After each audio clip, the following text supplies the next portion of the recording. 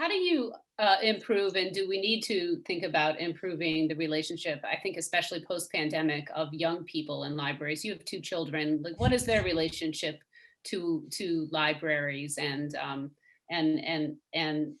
is this something that we in Maplewood need to really ponder how to get young people as passionate about libraries as many of the people on this call? Well, I'd be interested, factually how it's playing out in Maplewood, but I doubt that there's much repair that has to be done. I mean, I think young people are often some of the biggest users of libraries. That's certainly the data that I've seen at a national level. In fact, there's all this worry that kids don't read as much. Kids read more than almost any other demographic.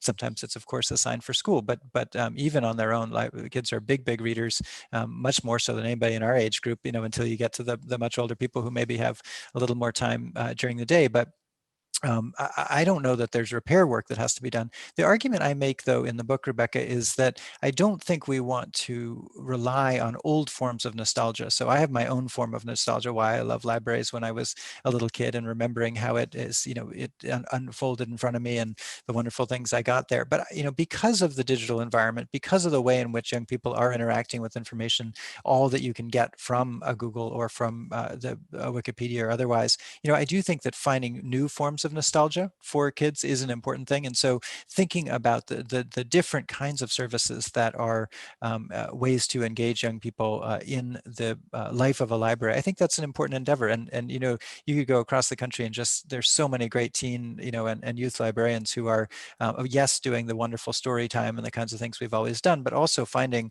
really engaging ways to create maker spaces, which I know you have in Maplewood, to do different things using computing and data, which I'm sure you're doing there too. So there are a whole bunch of things I think that libraries increasingly can do to create that sense of new nostalgia for today's young people. But I actually don't, I doubt it's a crisis in your town.